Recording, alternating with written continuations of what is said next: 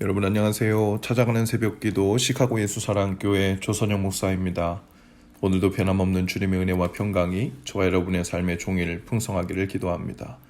찾아가는 새벽기도는 연합감리교회 말씀 묵상지 기쁨의 언덕으로를 말씀 본문으로 사용하고 있습니다.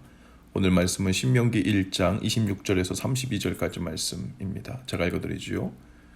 그러나 너희가 올라가기를 원하지 아니하고 너희의 하나님 여호와의 명령을 거역하여 장막 중에서 원망하여 이르기를 여호와께서 우리를 미워하심으로 아모리 족속의 손에 넘겨 멸하시려고 우리를 애굽 땅에서 인도하여 내셨도다.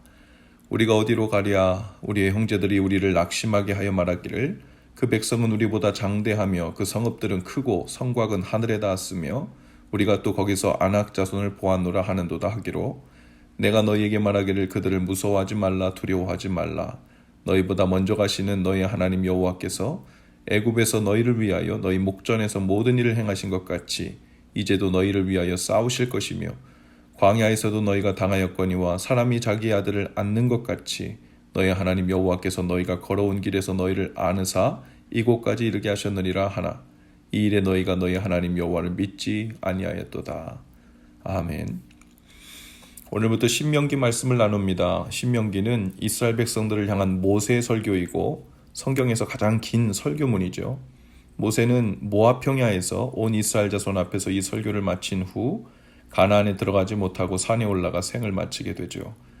모세도 일반적인 설교의 형태를 그대로 따르고 있는데요. 말하자면 과거에 기록되고 선포된 하나님의 말씀을 먼저 고르고요. 그 다음에 조상의 경험과 개인의 경험을 취하고 그 말씀과 경험을 지금 여기서 어떤 의미인지에 대해 하나의 사건으로 재현하는 일을 하고 있습니다. 신명기 전체가 그러한 형식을 띠고 있죠.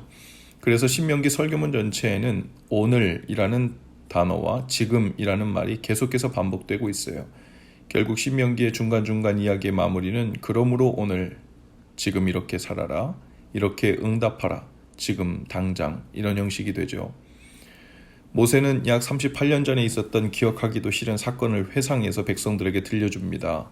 바로 백성이 가나안 땅을 코앞에 두고 가데스 바네아에서 정탐꾼들을 보낸 후에 그 보고를 듣고는 가나안 땅에 들어가기 싫어한 모습이죠.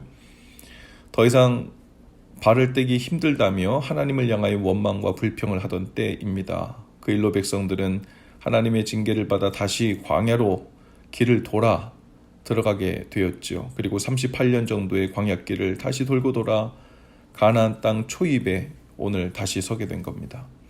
한 세대가 바뀌었습니다. 그 당시에 원망과 불평하며 순종하지 않았던 백성들은 하나님의 말씀대로 한 사람도 가나안 땅에 들어가지 못하고 광야에서 죽었죠. 모세도 마찬가지였습니다. 가나안 땅에 들어가지 못하게 되었어요. 다만 아무것도 알지 못하던 세대, 어른들의 원망과 불평에 동참하지 않았던 그 당시 아이들, 그 후에 태어난 백성들은 이제 또다시 가나안 땅에 들어갈 기회를 지금 오늘 얻고 있는 겁니다. 모세는 오래전 그 일을 회상하면서 부모 세대의 백성들이 했던 어리석음을 다시 설명하고 있어요.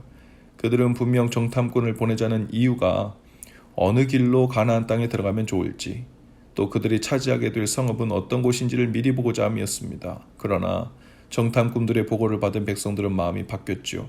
그리고는 그 땅에 들어갈 수 있는지 없는지에 대한 판단을 자신들이 하기 시작했습니다. 그것은 현실적이 된 것이 아니라 하나님을 신뢰하지 않는 반응이었죠. 하나님께서 그 백성들을 안고 업으셔서 광야길을 뚫고 여기까지 인도하셨지만 백성들은 가나안만큼은 하나님도 어쩔 도리가 없다는 식으로 받아들였죠. 지금까지의 판단은 하나님 몫이었어요. 백성들은 하나님의 말씀을 신뢰하고 그 인도를 따라 살면 되는 일이었습니다. 그리고 그렇게 살아왔지요.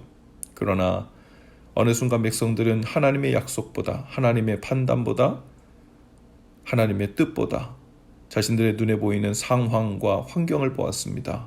그리고 더 큰 실수는 자기들 수준의 판단으로 하나님 하시는 일을 판단하고 제한하기 시작했죠. 그리고 그 세대는 모두 가나안 땅에 들어가지 못했죠. 오직 하나님의 말씀을 끝까지 믿고 어서 들어가자고 했던 여호수아와 갈렙만이 들어가게 되었습니다.